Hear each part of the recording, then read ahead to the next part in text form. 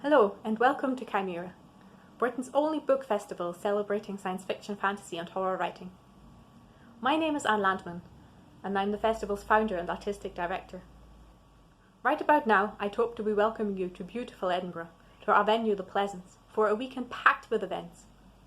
Writing workshop, panels, readings, open mics, a quiz, a ceilidh, 2 plays.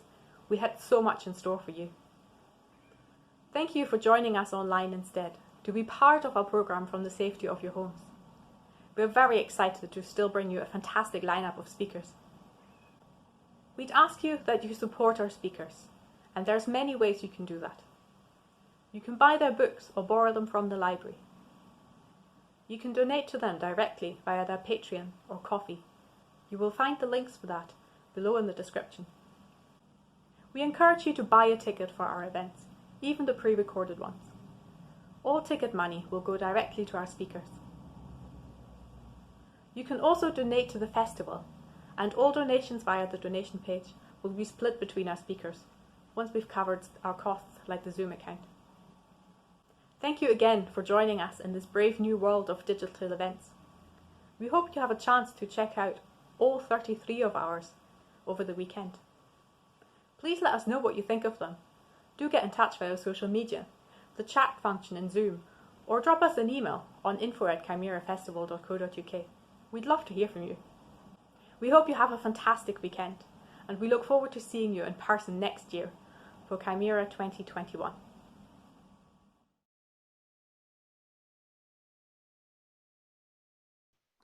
So, hi everyone, welcome. I can't see how many people are all in here, and I can't see you because we're on webinar, but I hear that you're out there, so hello. We're here talking to Adrian J. Walker, and we have Stephen Cox, and this panel is called What Makes Us Human.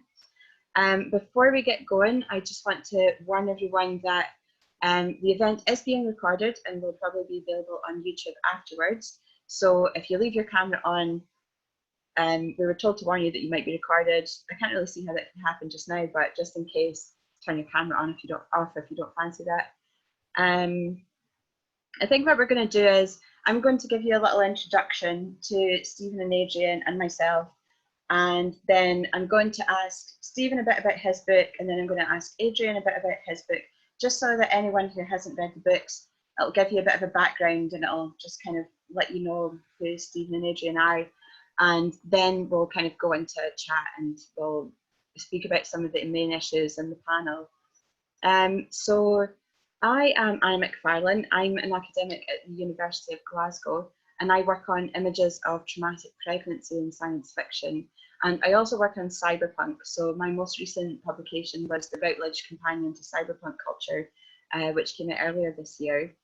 And if you'd like to hear me talking in a more casual setting about cyberpunk, I've guested on a couple of episodes of the Utopian Horizons podcast, which is very good, and I recommend to all science fiction fans.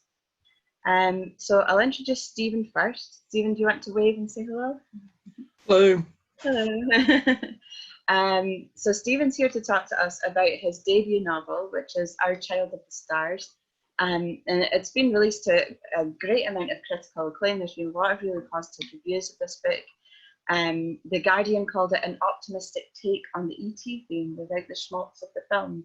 So I think we're going to discuss that kind of the feel of the book in a minute and how it evokes that kind of nostalgic 1960s small town America. I'm very interested in that. The novel introduces us to Jean and Molly, who are a loving couple living in 1960s America. They're hit by tragedy when Molly suffers a late miscarriage or a stillbirth. The couple are struggling to repair their lives when help comes from an unlikely place. A spaceship crashes near their small town, and Molly finds herself caring for the sole survivor in Aftermath, who's a child alien who she names Corey. So the novel shows us the growing relationship between Jean and Molly and their alien son, and it just shows the bonds of love and care that cross the species in quite an evocative way. So Stephen's currently working on his second book, which will be a sequel to Our Child of the Stars. And we also have Adrian J. Walker with us. Adrian, do you want to say hello? Hi, everyone. And Adrian has published a number of novels. that have been very well received, including the End of the World Running Club, which it's his pinned tweet on Twitter. It's very impressive. Stephen King referred to it as quite a find. So today he's here to discuss his new novel, The Human Sun. And this one's set in a future Earth inhabited only by genetically modified humans known as the Erta. The Erta were engineered to heal the world of the ravages of climate change, and they did so by allowing human beings to die out. So now that the world has been restored to some kind of equilibrium, they're planning to leave the planet, and they have to decide whether to resurrect the human species or whether humans will just destroy the world that they just spent so much time fixing. So the decision will be made based on the potential shown by one human being that they're going to bring to life, a boy named Reed, who is raised by an Erta called Ima. And she raises this child first as an experiment and then as her own. So that's the two novels that we're here to discuss today. And I'm going to start by asking Stephen a few questions about his novel, if that's okay. So Stephen, do you just want to tell us a little bit about your novel and maybe just give us a sense of what the novel's like? Fine. Well, it started as a short story because the character of Molly and Corey, and how different Corey was, the fact and where Corey came from, was clear right from the beginning. So I wrote the short story, which is now a chapter or two in the book, and I thought there was just a lot of legs in it because firstly there was that I started writing it after I'd been on a reading Ray Bradbury kick, so there's that slightly nostalgic, slightly small town America, but nevertheless there are very strange things going on. But also to start writing about the 60s is to uncover a whole lot of marvelous things like the music, like the times there are changing, and the more you write about the 60s, the more you realize that everything that's thrown up in the air is still up in the air. And you find unwinnable wars abroad. Is the government telling us the truth? People throw away bad old ideas and replace them with bad new ideas. The bad old ideas come back. The role of women, the role of racism, the role of police, the role of lesbian, gay, bisexual and transgender people, relationships between nations, the environment. So all that stuff boiled up in the 60s, and we're still dealing with it to more or less a better extent. So it's not a sermon book, a sermon. I don't like books where you pick it up and go, oh my God, this has a message. But through the characters and the dilemmas they're put into, it does talk a lot about, how I see the world and the ways in which humans could be a bit less crap. They could be a bit less crap to each other, a bit less crap to the planet and animals. So all that. I mean, I suppose the first thing I think is it's got to be a good story, and it's got to have good characters, and you've got to feel invested in the people, because I do run into books which have obviously want to say something very earnest about the state of the world, but they do it by moving bits of cardboard around, and that doesn't really work for me. And so it walks a tightrope, because although it is absolutely, in one sense, a classic science fiction novel that uses classic scientific, it's a first contact novel. It's got various other things in it that are classic science fiction, but it's also really focused on telling the story from the family's viewpoint, from the emotion of being a parent, being a child, being an orphan, and all those very human things. And so that, to me, it's interesting because it's a book which people who like hard science fiction sometimes really like this too, as a change.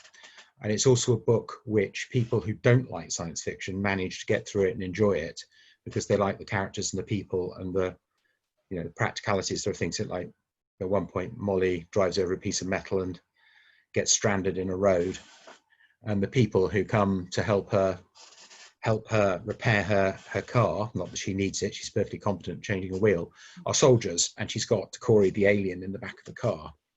So that doesn't really work for her.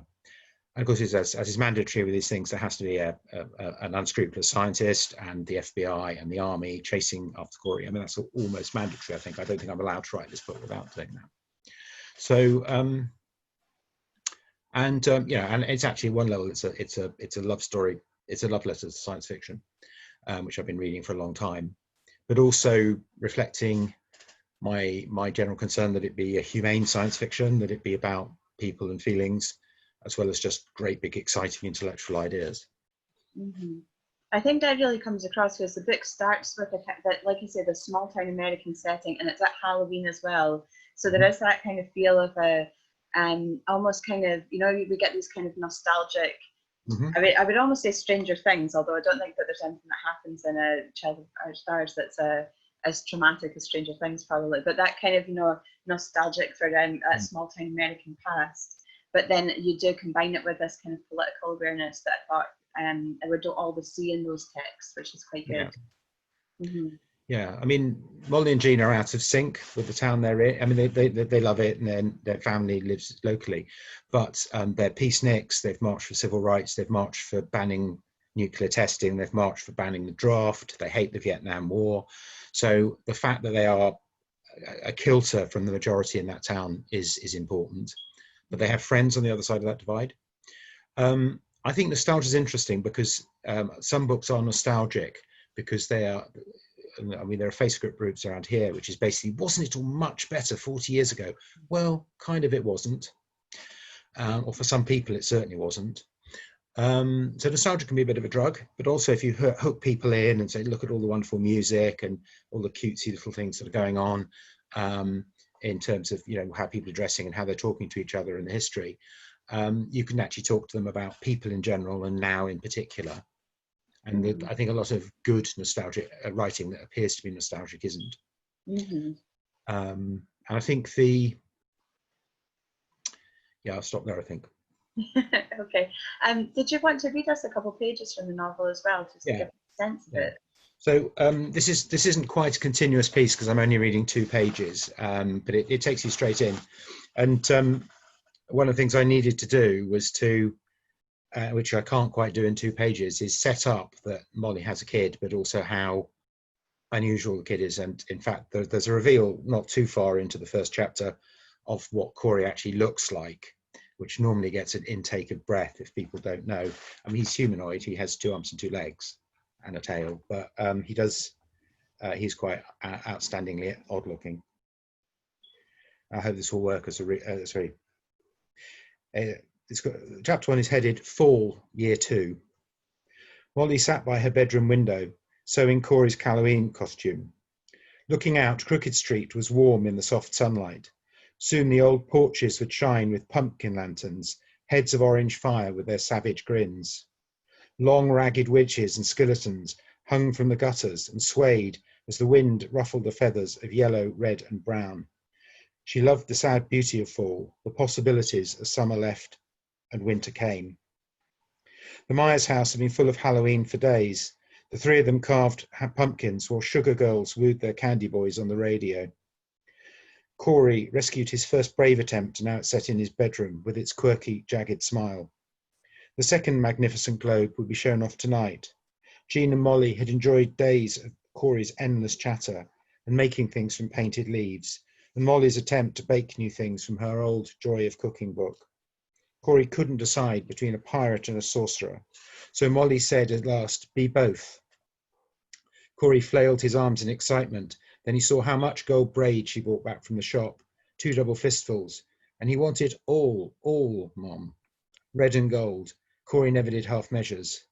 There was so much small print in being a mother, like racing to finish the costume, because not disappointing him mattered. Dunn's a bit talking about her historical views about Halloween.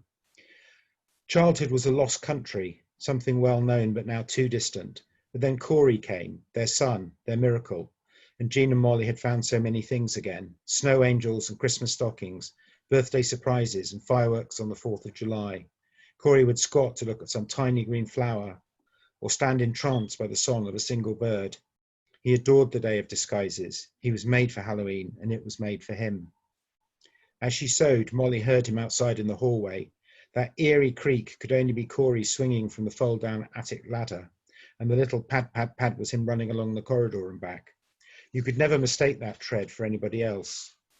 Sometimes all went quiet, which might mean Corey was hanging off the stair rail upside down to see how long he could do it.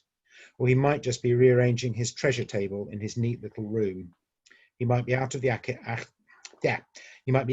attic window and up onto the roof with his telescope, like some pirate up the mast. Corey often looked out across Amber Grove. population 18,053 and proud of it, gazing north to the forest with its strange scar. Safe, Mom, look, Corey too clever to fall. But she didn't think he'd fall. It wasn't falling that frightened him. Stitch, stitch, stitch, the red cloth against her dark slacks. Only a truly formal occasion or the most burning summer could get her into a skirt nowadays. Their doorbell rang. At once, Molly put down the sewing and moved the chair from the door. She heard Corey scurrying up the ladder into the attic. As she entered the corridor, the hatch shut. Corey had heard the bell. He would stay out of sight. Thanks very much. And this is a shame that this is when I feel we missed the audience, because it'd be nice to give you a little clap after that. So I'll just give you a little one. I think that really captures what we're talking about, that kind of small town and the warmth of the characters. And yeah, I think it's interesting that you make that point as well about how Corey looks as well. I wonder if you want to talk about like why was it so important for you to have him look so completely different? And like, because repeatedly throughout the novel, people kind of meet him and they're quite shocked. Why was that such a key thing for you? Well, I think that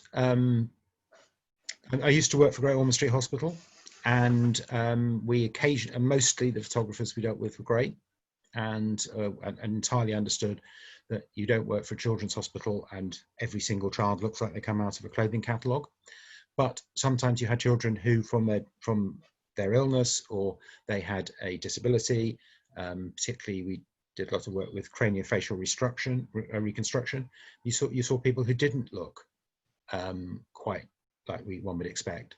And we took a view generally that when a photographer said, have you got a child who looks more normal, we suggested that they get on their bike and go somewhere else. So I mean, it's partly that, and it's partly because for this is a story about how Molly and Corey fall in love with each other, and Jean, the husband, too, and how it becomes a loving family relationship. So there are obviously ways in which Corey could not be too alien. He had to understand, and to make the book writable, he had to be a person. So the difference came from other things. It came from some of the things he can do that we can't do. It came from some of his attitudes, and it came from how he looked. And so it was quite important that there was that barrier, because people do judge by appearances massively. And it allowed me, I suppose it made it a bit of a metaphor for other types of difference, which are an issue. Race and gender in particular run through. He's also ill when he turns up. So there's an element of that. Which means because he's almost killed. So that also matters. He wouldn't, I think, be classified as disabled once he's well, but it's another strand to it. Mm-hmm. Yeah, I remember now that there's like his colouring is off when we first meet him and that kind of thing, and that's quite significant that he doesn't look healthy, and then as Molly comes to love him and his health returns, she starts to see. Yeah, no, that's really fascinating. Thank you for that. And there's one more question I wanted to ask you before we move on to Adrian and then the ways that your work crosses over. The other thing about the novel that I thought was really interesting is that it's an alternate history, which we primarily find out when we realise that the moon landing takes place with different astronauts, because Neil Armstrong was in a car crash and the other two have suffered dysentery, I believe it was. So why was it that you decided to have it as an alternate history and kind of to signpost it in that way as well? Well, it's an alternate history because there isn't anywhere called Amber Grove, and a meteor hasn't landed there. But I think that I wasn't going to write a book about America, where I haven't lived for nearly all my life. I wasn't going to write a book and insist it was absolutely this world, because that allows me room to make mistakes. But more seriously, it's hard to do that without spoiling what happened in the moon landings. But there were reasons I wanted the people involved not to be actual people who had real relatives running around. Very and my editor didn't understand that, but it was something I put my little foot down about. I mean, also because it kept people thinking and makes them go back and look. It's a shame, because I was quite interested in writing about Michael Collins, who was the guy who didn't go on the moon and was the only one of the three of them who didn't have deep psychological problems afterwards, because nobody knew who he was. So he avoided the fame problem. But in the same way that the president is kind of dark jowled and a Republican, and the Democrats hate him and say he's dishonest, but I never actually say he's Nixon in case I need him to do something that's not quite Nixon. He's very Nixon-esque. Okay, good. Yeah, that's good, because there was a point where I was like, I'm pretty sure it's Nixon, but I'm not. Is that just me? Am I missing this? But yeah, that's the thing with alternate history. He's Nixon-esque, but I wanted to be able to, make the First Lady a bit different, a couple of other things. I mean, it's kind of a mythologized 60s anyway, but it does stick quite close to a lot of it, enough that people can't see. Yeah. Excellent. Right. Thank you very much, Stephen. Right. Just before I ask Adrian to talk a bit about his book, I just wanted to tell people that if you want to ask questions for either Stephen or Adrian, I'm going to open the discussion for audience questions towards the end of the chat. So if you want to ask a question, please use the Q&A button that's at the bottom of your screen. It's next to the chat button. If you put it in the chat, I'll probably be able to see it, but it's just maybe a bit easier for me if it goes in the Q&A, because then everything will be together. So that's the one I'm keeping an eye on, but I'll kind of have a little look at both. So yeah, so please put your questions in whenever, and then towards the end I'll start throwing them out there. Okay, so Adrian, thank you for your patience. So would you just maybe like to tell us a little bit about the novel in general, just to start off, a bit about the human sun?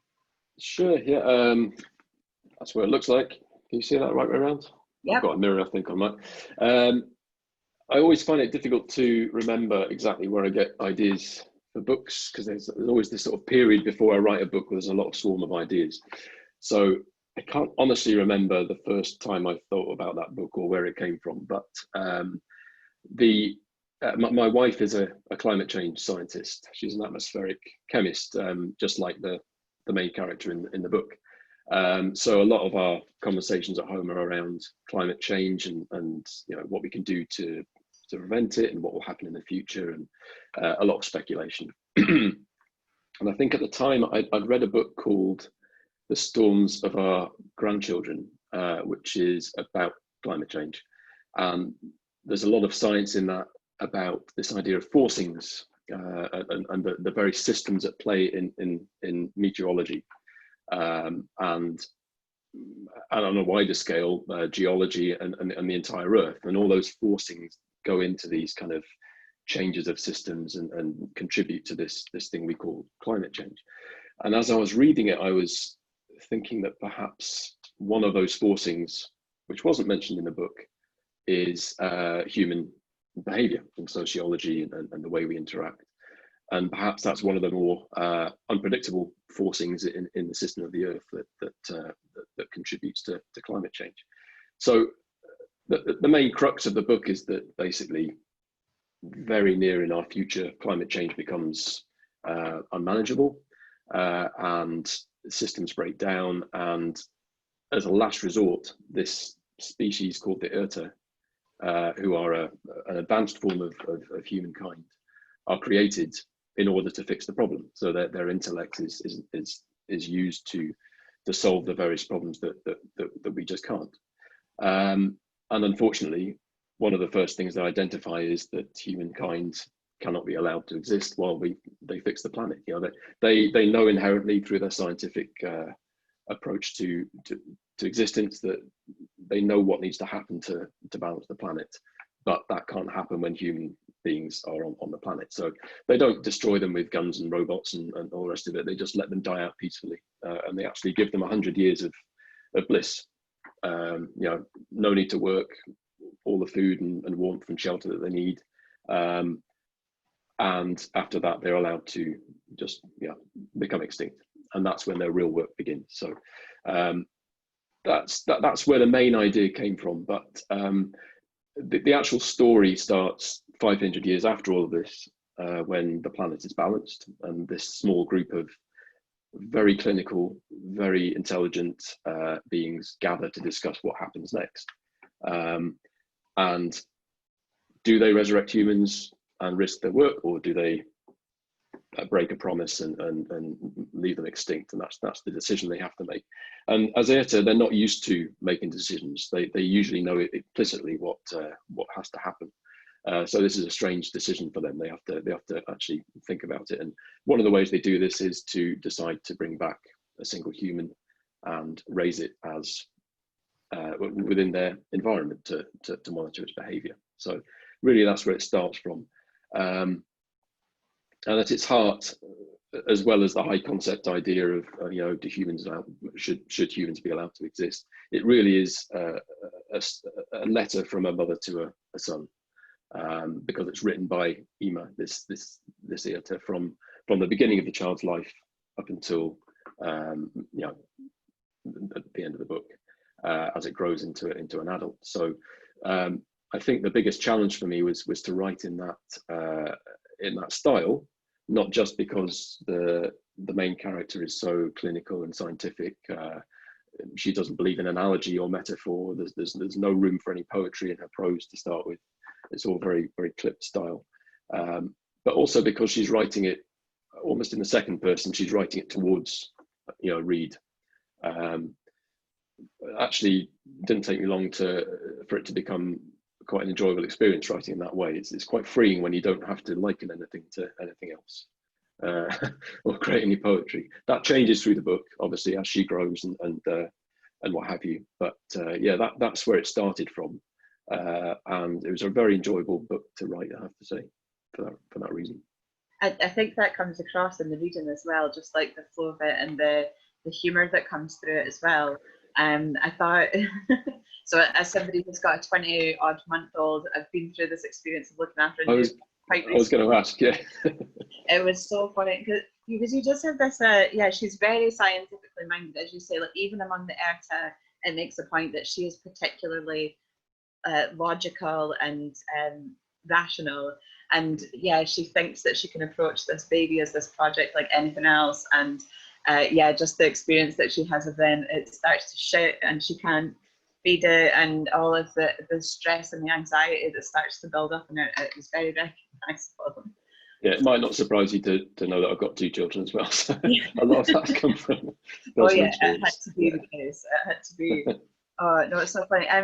So I wanted to ask you about Ima. Like, why did you decide to make her, like, obviously the Erta as a whole, they are very scientific and they are, like you say, they're not particularly given to like poetry and poetic expression.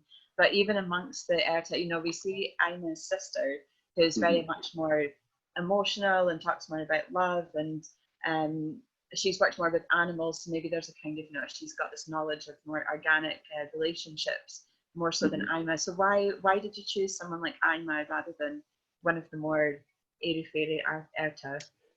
I honestly don't know. I think at one point they were going to be robots. Yeah, there were going to be robots that were raising a child. That was my initial kind of idea. But it kind of grew into this idea of them being organic. But I suppose I wanted to. One of the things that drove me to this, to writing the book, was the idea that I think humans are spectacularly bad at making decisions most of the time. And it's actually a wonder we've got to where we are, because when we have to make these big decisions about the way we govern ourselves, we tend to go wrong quite a lot of the time. So I wanted to explore the idea of what would happen if we had some sort of system, and in this case it's a group of intelligent beings that took away all of the things that drag us down when we make those decisions, the agendas and the fears and the personal desires. And what would happen if we had that system in place that had all of those things removed and could just see the data, could just see the information in front of it? Would that be any better at making decisions than us? And when it comes to a big one like resurrecting humanity, what kind of decision would that make? So I think I wanted to make her an absolute shining example of her species, the ultimate Erta, the one that is completely without emotion, completely without any kind of agenda. And the other side to that, of course, is that what happens when you give that thing a child? to raise a thing that it has to care for. Does that bring out anything else in that system of thought? So I suppose that's why, yeah. Mm-hmm. Very interesting. Did you also want to read a couple pages of the book to give people a feel for what it's like? Yeah, sure. I'll read a short passage.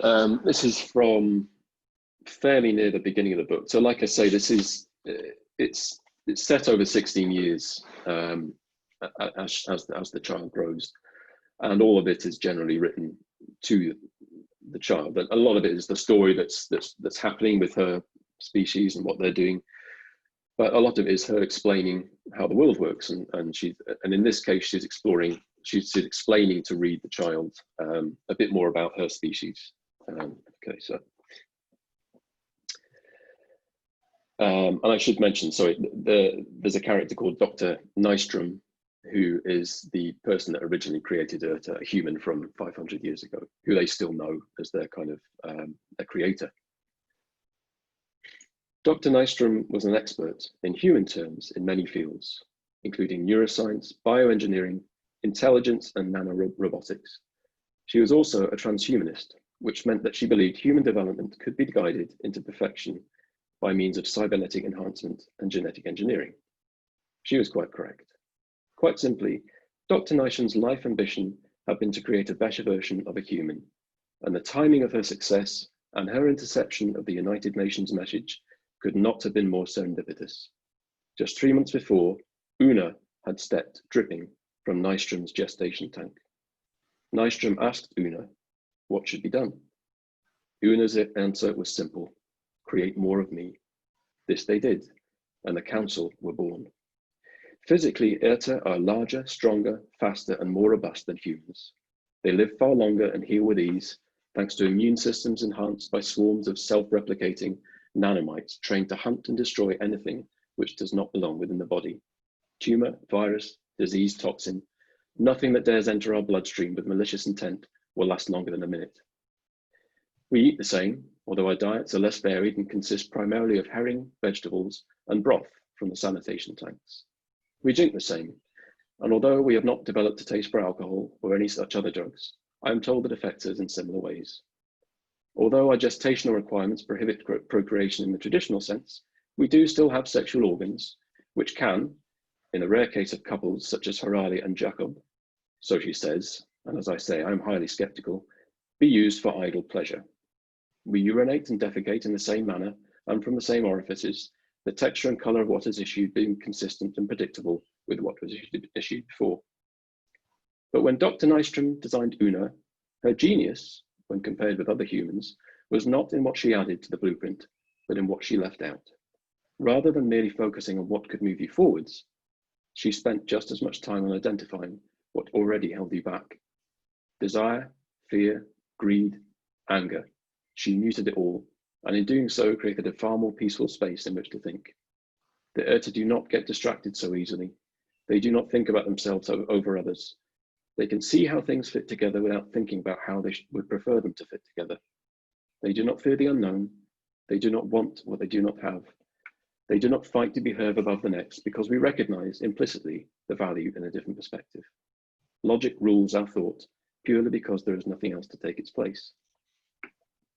You can understand now why that council meeting was so perplexing. Of course, an Erta's mental capacity is also far superior to that of a human. We can remember every event as clearly as when we first experienced it. Think in parallel many times over and at thousands of times the speed. We can analyze our sensory data in greater resolution and with far greater accuracy, but in the fraction of the time. All these things we do without effort. The hard work goes on deep within our minds, which explains the final similarity between Erta and humans: sleep. Erta require regular, consistent sleep, probably to a greater degree than humans, and possibly than almost any other form of life upon the planet. It is when our minds perform their deepest levels of processing, and if it is lacking, then so are we. Erta need their sleep. I need my sleep. You, it seems, do not.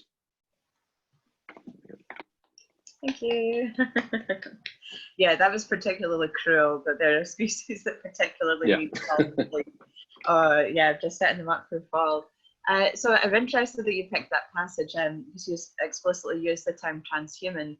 Mhm. Are you kind of aware of the wider discussion around transhumanism and the, I don't know, the kind of technologies that have been put into that? And are you a believer that those are valuable technologies to pursue? I think so. I read a book Thinking called like cryogenics and, you know, like yeah.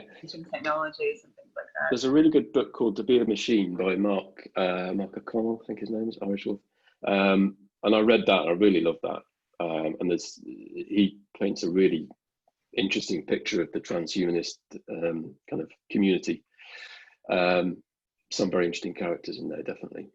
But I mean, the way I see it is it's really just another form of technology, you know. And if there's one thing I would add to the discussion about what it means to be human, it's the fact that we create technology. So it seems like a natural thing for us to progress into. We already are cyborgs, you know. We carry phones, we use computers. They're just not attached to our body yet. So I think it'll be an interesting future if that's not developed. That's funny that you use the term natural there, because obviously, you know, you could say it's the least natural thing, but yeah, I see exactly where you're coming from. Yeah. Okay, so let's talk, all three of us now, for a while, and I'll just remind the audience before we all three of us start chatting here that you're more than welcome to submit your questions through the Q&A chat button, and I'm keeping a little eye on the chat as well. So yeah, so ask away, and if you think of anything, I will pose your questions to our authors. So I wondered if you guys would like to start talking maybe a bit about how, obviously we've spoken a little bit about parenthood and how that's so central to these two novels. I just wondered if you'd like to speak a bit about that and about how parenthood features in your novels, and maybe I'd be interested as well to hear about your views on the differences between motherhood and fatherhood, because I thought it was quite interesting. Obviously, you guys have had your experiences, but you've chosen to have female characters as the main lens in your novels, like Molly in Our Child of the Stars and Ima in The Human Sun. So yeah, I just wanted to hear about what your thoughts were about the importance of that. It's not something that is necessarily covered that often in science fiction. I'll start if you want, Stephen. I think I'm a parent. I've got two kids, 10 and 8, almost 11 and 9. And I remember vividly, you know, the early years of infanthood and, you know, becoming a parent. And for me at least, it was the first time in my life when I really thought outside of myself. That sounds terrible. I'm not a selfish person, but forcing you into that position where you are caring for something, and not just through choice, but now through necessity. You know, you are literally that small things, one chance of survival. That's a fairly big experience for any human to go through, I think, and it's quite a life-changing experience. And for me, that's why almost all my books have some element of that parent-child or child-parent element to them, because I think it's a very human experience. Obviously, it's not one that everyone goes through or one that everyone wants to go through, but it's certainly a very defining experience for a lot of people. And that's why I tend to include it, and that's why I thought it was a good backdrop for the themes I wanted to explore in my book. So that's where I was coming from. How about you, Stephen? Yeah, I mean, I think for me it's always clear that when Molly turned up that I was going to be writing this story from the woman's viewpoint, and I didn't ever have an issue with that, for a variety of reasons. One, I think, was that one of the things that tells me about what the 60s were actually like when I was a kid was, you know, my parents lived through it, and my mother's experience of her female friendships and so forth. And when people ask me, can you say in a word what Our Child of the Stars is about, I say it's about parenthood, not aliens. When my son, who's now 22 and back from uni and trying to earn a living somewhere else in London, discovered how to climb a tree and could climb up a tree higher than I could conceivably climb after him, and probably he was big and heavy enough at 6 that I would have probably put my back out if I'd caught him. That for me is the parent experience, where you start off with something that's essentially helpless but nevertheless runs your life for you, and then it grows into something that can climb high enough up a tree that they can seriously hurt themselves, and there's nothing you can do about it. And you realize that not only are you parenthood is realizing you are desperately invested and in love with this thing, this person, and also that it's out of your control, and you try to stop them getting run over, or try and make the right decision and give them vaccines and all this sort of stuff. But the bottom line is, you won't ultimately control what they think, you won't ultimately control what they do. You can't hold back. There's the comedian Dave Barry, who's not very well known over here, it's very funny, American, writes about standing over his son in the ITU who's running a fever in in a Florida hospital, praying to God to take the disease out of his son and put it into him, because there's nothing else left. I mean, the kid will either get through the fever or he won't. And you know, the kid goes out and gets hit by a car and hasn't put his bike helmet on and all that sort of stuff. So parenthood's enormously rewarding. It isn't rewarding for everyone, and it's certainly not rewarding for everyone all the time. It's enormously frustrating. It changes your life in all sorts of strange and peculiar ways. It probably made me a better person, but I say that absolutely, I'm not saying people who don't have children they contribute and learn and develop in all sorts of other ways. So I think it's not, you sometimes see as parents are better, which I think is rubbish, but I think it was good for me. Yeah, I think it comes down, I mean, you could say it's about caring for something else. It doesn't have to be parenthood. You know, as soon as you step outside of yourself and you know, cat, book, anything, project. Well, books are a bit more controllable, but I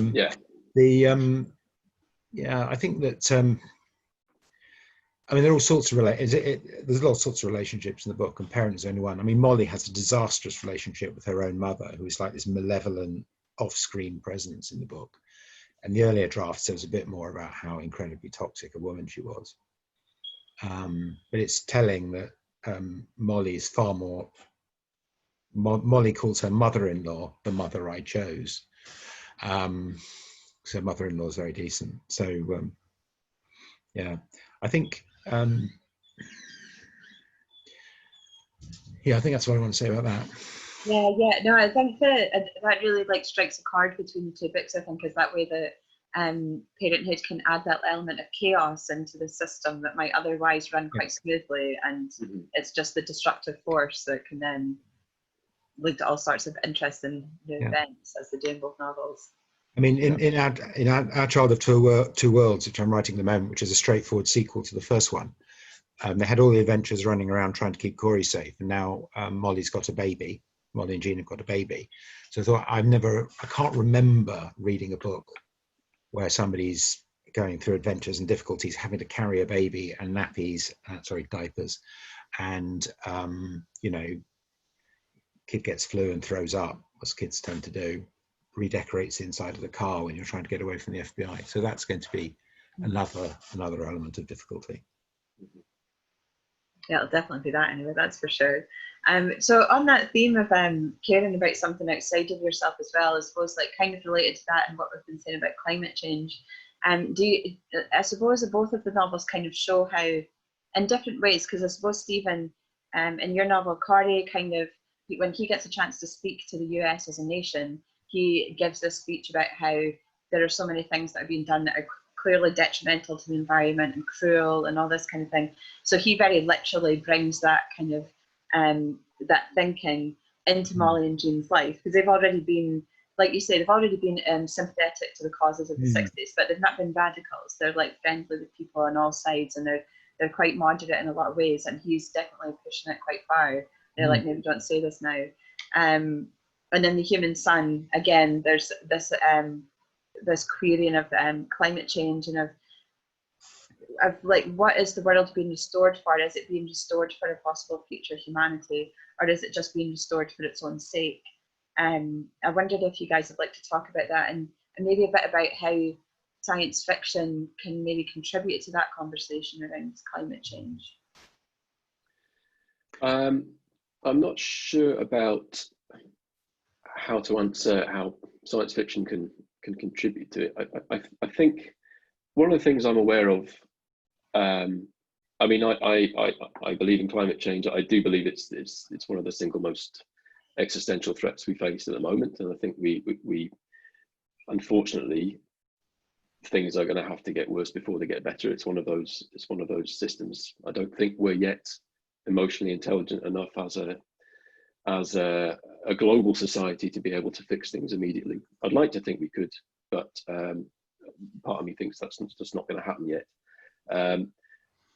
But I'm also aware of the fact that we're very, very critical of ourselves. You know, you don't get many species on the planet that question themselves. You know, tigers don't question why they have to eat so many. What do tigers eat? I don't know what they got. You know, we are very critical of ourselves, and we're very we wring our hands a lot about things. And I think perhaps we need to be a bit easier on ourselves if we want to inform that discussion about climate change. We have to understand why we are where we are. It's not because we're evil. It's not because we want the planet to fail. It's because we have generally lacked guidance through our development. You know, there is no other animal like us on the planet. There probably once was. We did live alongside other species of ape that were similar. I believe that Homo sapiens lived alongside Neanderthal man for a bit. And potentially at that point, the question of what it means to be human would have been a very different one to answer, because we would have had a frame of reference to compare against. But we don't. We are alone, really, on the planet as this being that questions itself and builds these systems and makes mistakes constantly.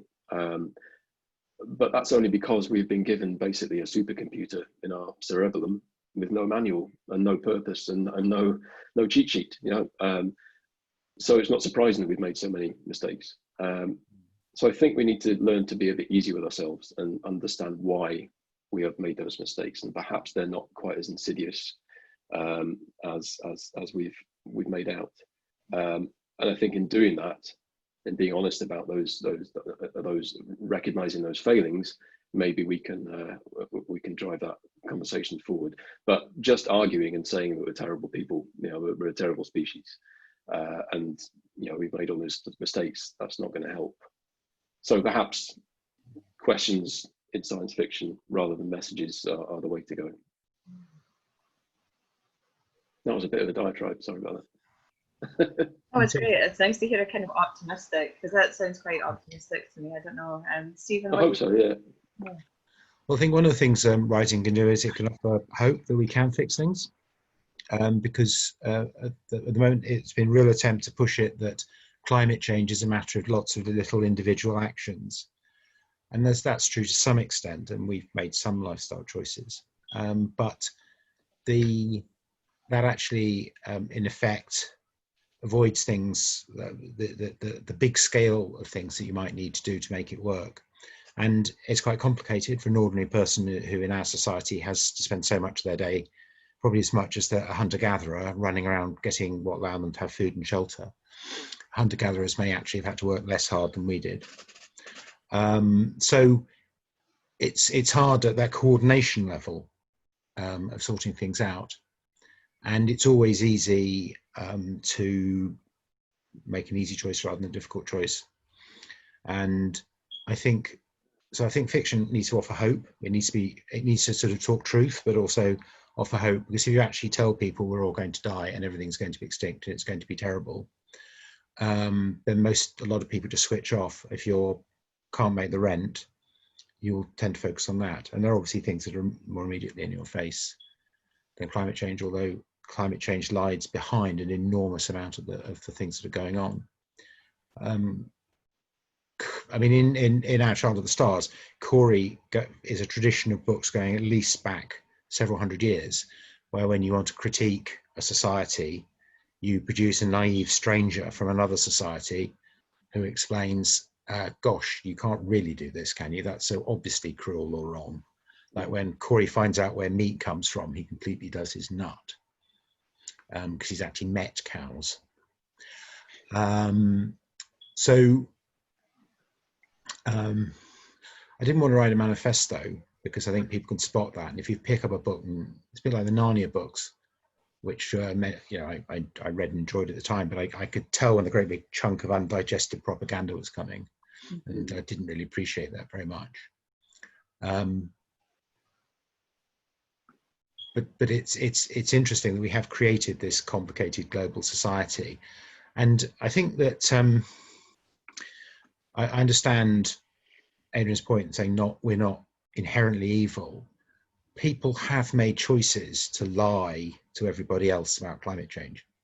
So Exxon knew in the 1980s what the effect of climate change would be. They had graphs, they showed them to people, and they didn't say, let's have a national dialogue about how we can run an energy policy, given that this is the fact. Firstly, they paid politicians to not talk about it, and then they pay politicians what they're doing now. They're investing in telling us that it's too late, or that it'll be cheaper to mitigate the effects. So, we're going to go through 10 years of people saying climate change exists, it's real and it's dangerous, but we're not proposing to do anything just yet. Absolutely, and I would never defend. Yeah, I agree that certain decisions have been made by individuals throughout history that have shaped our history badly and well as well. I suppose what I'm getting at is even those decisions were the product of social pressures. The people that made those decisions, it's very easy to think of them, rubbing their hands and thinking money, but even what those decisions were based on is probably what most of us are susceptible to some degree or another.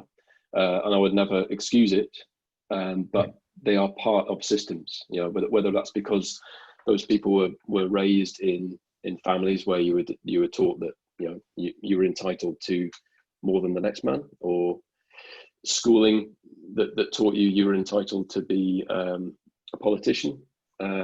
Those systems exist not because someone decided that they were going to exist, but because of huge amounts of factors that have warped and shaped our progress through human history. And I suppose rather than blaming ourselves individually, understanding what those systems are and understanding how we can take those systems down and maybe give thought to designing them properly. And I'm talking really about government here and how corporations are structured and how they're responsible. In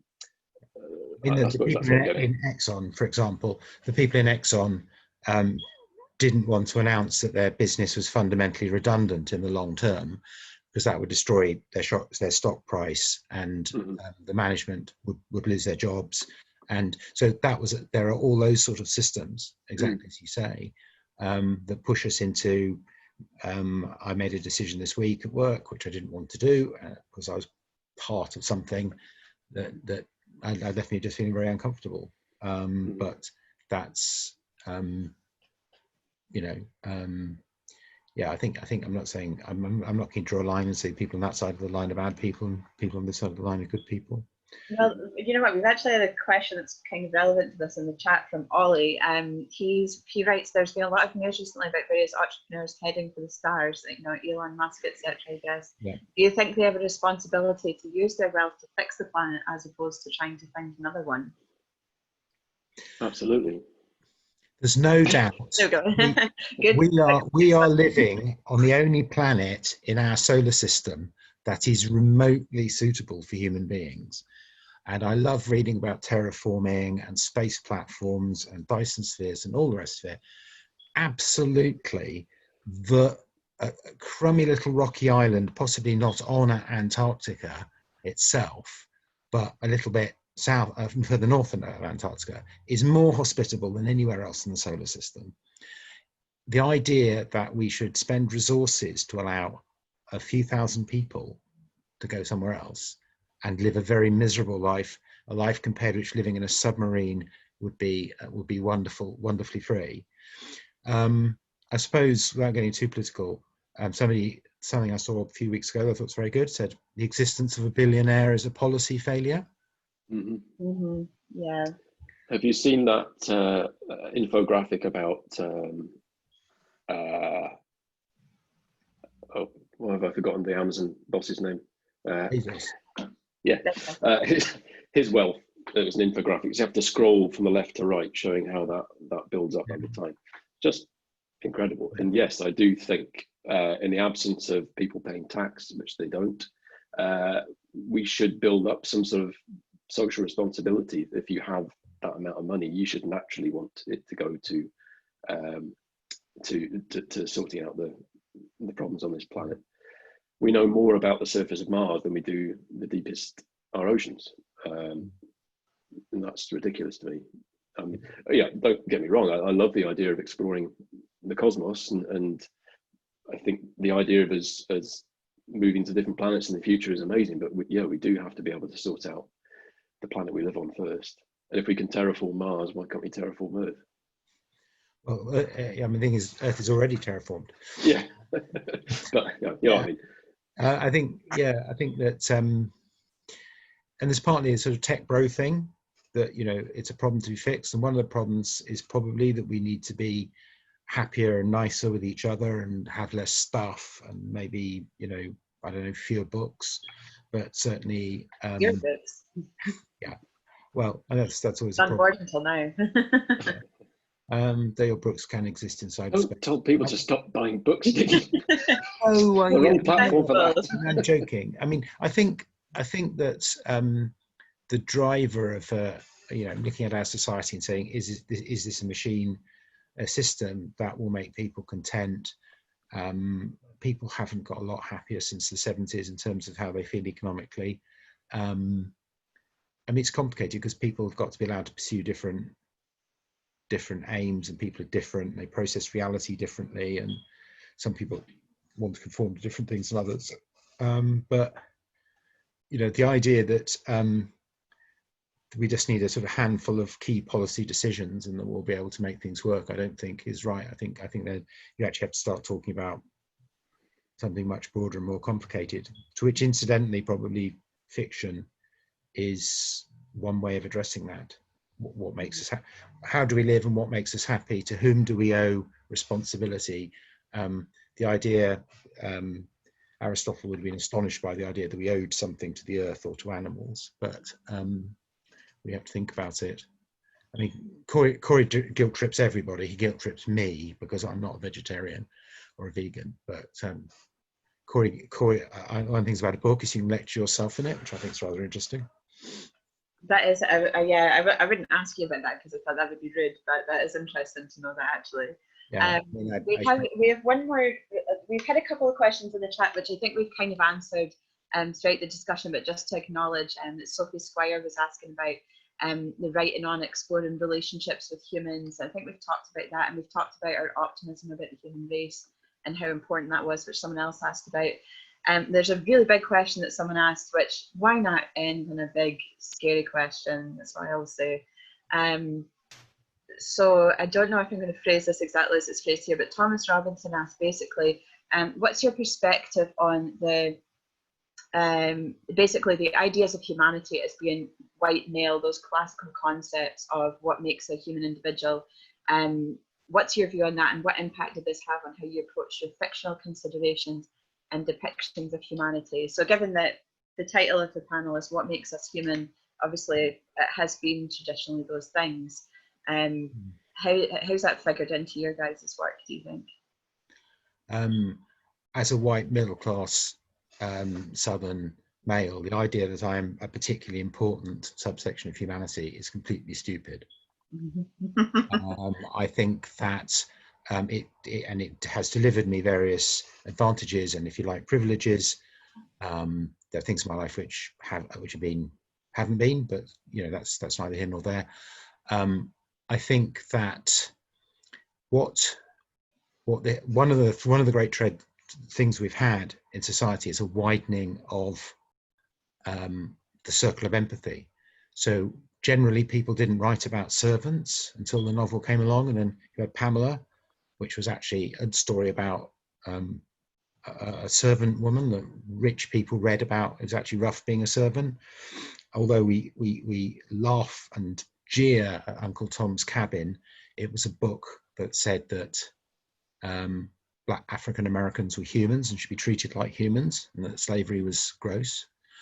And now we think it's a very old-fashioned book, but literature was used to widen the circle of empathy. Black Beauty, actually, oddly, though it's about other things, started to make us feel that we ought to be a bit nicer to animals. So, and then we seem to be trying to invent categories that allow us to stop being empathetic to people again. Mm. So, I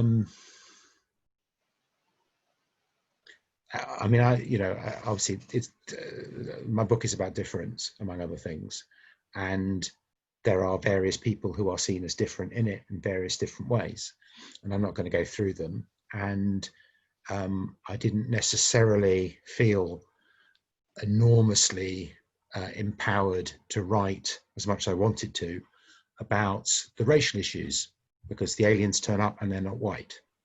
Mm. And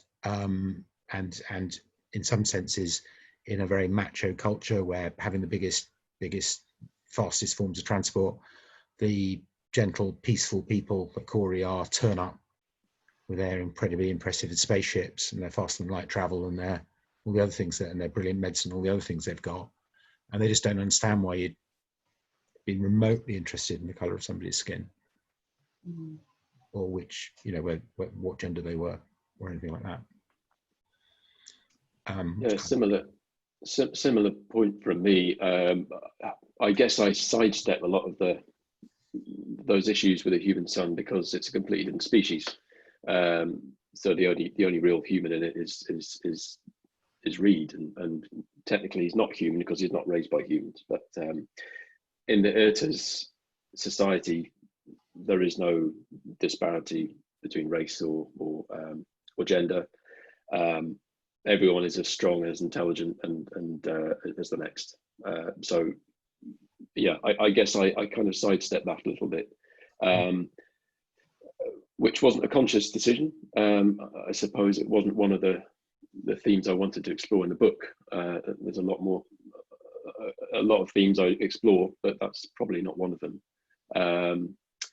Reed himself is actually an Indian child, and Ema chooses that genetic blueprint, if you like, based on an experience she has with an Indian man named Roop, who she sees praying next to the Ganges, I think, or a river in India. So I think that's as close as I get to any kind of mention of that in the book. So I can't really answer that question very well, I'm afraid. But yeah. Well, thank you both of you for giving it a good shot at the end of a really good discussion. Because yeah, it was a big one to end on, but I just didn't want to ignore anyone that was in the chat. So there we go. Thank you very much, and to the audience for all your questions. Just before we go, I was wondering if you guys could just tell us what you're working on next, what's coming up in the worlds of Adrian and Stephen after these books. I kind of already answered this one. Sorry, I'm leaping in again. No, but tell us when it comes out. Go for it. Yeah. Well, that would be a good question. I think I have to finish it before they publish it. I don't think that's a terribly fair thing for them to do. I'd much rather they published it. I think they should publish it and then I should have to finish it. It now looks like it's probably going to be next autumn. Been various delays, including the pandemic and so on and so forth, and some of it's my fault. It's a very straightforward sequel, and it will, for people who've read the first one, it will finish the story of Corey, Jean and Molly, and that it will be 2 books and only 2 books. Double book. Okay, excellent. I'm looking forward to that. Thanks, Stephen. And Adrian? I have just finished another book, which has gone off to my agent. It's not under contract. We still have to find a publisher for it. I have been working on a screenplay with a couple of other people for one of my books. That's an ongoing project, currently being pitched. Unfortunately, not many people want to do post-apocalyptic films and TV series at the moment, so quite difficult to pitch, but we will do. So yeah, that's what I've been working on. Yeah. Excellent. Well, those sound like really cool projects. We'll keep an eye open for them.